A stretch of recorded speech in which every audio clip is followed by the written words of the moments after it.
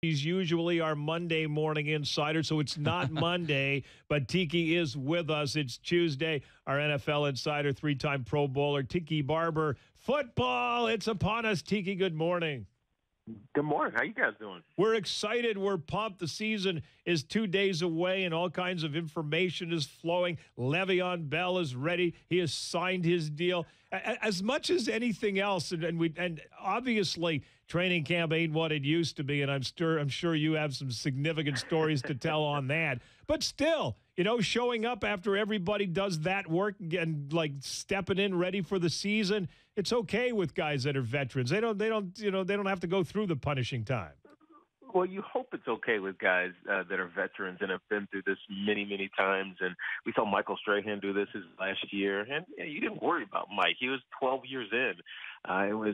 It comes naturally. But for a guy who has had injury issues throughout his career, talking about Le'Veon Bell, obviously, to step in and go to work is one thing, but to step in and go to work and not get hurt is a completely different one. And it's little things. I'm not talking about anything serious that's going to threaten his season, but I remember every first 2 or 3 days of training camp, my groins would start hurting because you're just not used to cutting like you need to on a football field.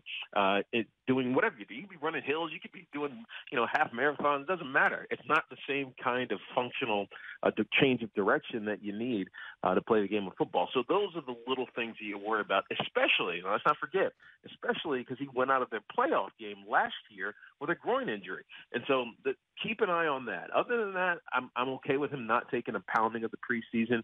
It's just those little tweak injuries that tend to linger throughout training camp and get healthy right at the start of the season that you worry about with Le'Veon Bell.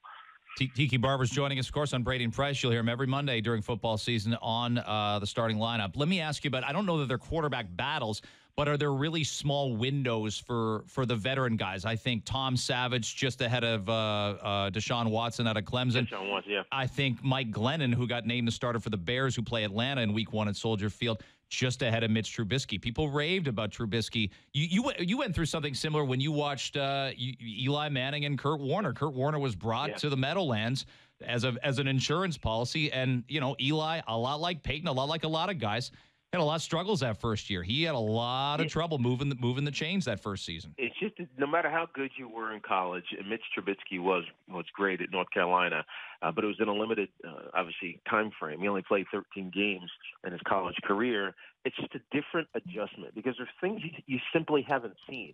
And the only way to get good at reacting to them is seeing them. And so you want to get guys in early. And that's what happened with us back in 2004 when Eli was drafted and Kurt Warner was our I guess quarterback in teaching of him until 6 games in, and then they made the switch. But it was expected with us. Kurt, he wasn't a lifer, right? And I guess that's similar to what happens in Chicago because Mike Glennon is not a lifer either, but Mike Glennon was brought in to be the starter. Kurt was brought in to be the mentor. And let's not forget, everybody thought that Kurt's career was done, right? He had made his run in St. Louis, had the greatest show on turf, won a couple of MVPs, won a Super Bowl, but his career was over, at least in the minds of a lot of the scouts and those that prognosticate about the NFL season. So his place made sense. Now, he proved everybody wrong because he went to the Cardinals and took them to a Super Bowl and resurrected his career. But the path was simple, right? We knew that at some point Eli was going to overtake him. In Chicago, the situation is a lot more complicated because they brought Glennon in to be the guy, right? Paid him $18 million. And then they draft Trubisky, and some people would say without the knowledge of the coaching staff. Ryan Pace did that kind of on his own. And Trubisky looked honestly better than Glennon did throughout the regular season, but it's so vanilla, right? In the in the preseason, it's so vanilla. You don't want to throw any of your wrinkles in there. You don't want to get anybody hurt. And then what happens in the fourth preseason game? Mitch Trubisky gets hurt, and so it clears the way a little bit for this, quote, quarterback controversy to not be front and center the first couple of weeks of the season. So it's a fine dance that you have to do. And then when you go to Houston, I mean, I like Coach O'Brien up there. I think he's done some great things. He's put out the best defense in the National Football League over the last couple of years. And hell, last year they were number 1 in the league without J.J. Watt. But offensively, he just made some sketch decisions, especially at quarterback. And I remember going back to the Brian Hoyer era and the Matt Schaub, who I should like. He's a UVA grad, Yeah. but he would throw pick sixes, like he was getting coffee in the morning. And then obviously they do the Brock Osweiler deal. If you look at that deal, you didn't even know Brock, right? You brought him in without talking to him, and the organization gave him $72 million, and it doesn't pan out, and next you ship him off a year later, and now you have Tom Savage competing with Deshaun Watson. We know Deshaun Watson is probably not fully ready to be the starter, but he's a winner, and he's decimated the two Alabama defenses 2 years in a row, which is as close to playing in the National Football League as you can get. And so I would trust Deshaun Watson will figure it out in short order, especially with a great defense. Tom Savage is going to give you flat average, probably below that. Nothing great, nothing bad. But if you're the Houston Texans, I want Deshaun Watson playing as soon as possible, even if I think it's too early. Tiki Barber, our guest, 819 starting lineup. Tell us about the Jets. They play in Buffalo. Their 38-year-old Josh McCown will start. They're not getting as much. They're getting more crap, if you will, than I think the Colts were 3 years ago for what they were doing, transitioning when Peyton Manning was hurt to getting in line for Andrew Luck. But the Jets are getting heavily criticized for it. But it's what their fan base does want in Buffalo and Miami and Chicago. They're at Cleveland. They're all looking for a franchise quarterback. The Jets are just being a little more obvious about it, right? No, they definitely are. Actually, most of these teams probably are. I look at this entire slate of week one games. The Jets-Bills might be the worst one on the ticket simply because they're so unsettled, both of them. I mean, we don't even know if Tyrod Taylor is going to play. I mean, I think he will because he's in a concussion protocol. But we still don't know. With the Jets, Josh McCown is a good backup, but the kind of backup that you don't want to have to see the field. And we know that they're shipping off assets, right? They talked about Matt Forte. He's still surprisingly on the roster with his salary. They send Sheldon Richardson out to the Seattle Seahawks in exchange for Jermaine Kearse. And so they're breaking down all their stars. They're breaking out all of their stars. We already saw the Brandon Marshall and Eric Decker and all those guys left in the offseason. So we know what they're doing. They're trying to get Sam Darnold. They're trying to get Josh Rosen or Josh Allen, even though I'm not really convinced after seeing week one of all three of those guys that they're going to be superstars in the National Football League. But that's beside the point. Yes, they are rebuilding, but so are the Bills. And so it makes this game, you don't want to put it this way because guys play to win.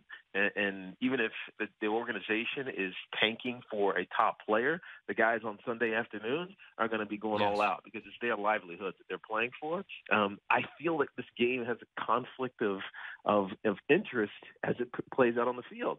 Front office wants them to do okay and get experience but lose. But the players on the field are trying to find a way to be better than obviously every expectation is. Well, we've seen, it happens to everybody. Quarterbacks will eventually wear down. They will eventually get old, and they will eventually not be effective. We saw Peyton Manning limp to the finish line as a champion in Denver. We've got a lot of late 30 quarterbacks. Do you see a sign in any of them of who's the next guy that's all of a sudden his team's going to go, uh-oh, our quarterback's old? Well, I think the obvious one is Ben Roethlisberger. He already thought about it. I would say Carson Palmer in Arizona for the Cardinals, but I mean, he kind of almost retired this offseason, and he had a dead arm last year if you talk to their coaching staff. And so he's getting to that age where they have a sliver of a window to get to the deep into the postseason to a championship again. But it feels like the ship has probably sailed in Arizona. But a team that's right there, that looked really good last year until they came up against the New England Patriots in the postseason, and their cornerbacks on the defensive side were so young. They just got exploited by Tom Brady and the Bills is the Steelers. And you look at their quarterback, Ben's taken a lot of hits. It's just from the nature of the way he plays. He stands in the pocket. He extends plays. He takes a ton of damage on his body, but he's always there.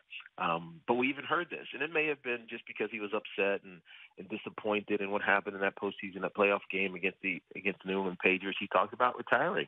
But I know this from having gone through this. As soon as you think about your mortality and retiring, you're a quarter of a sliver out the door. And so Ben Roethlisberger is one that jumps to mind that this could be one of his last seasons.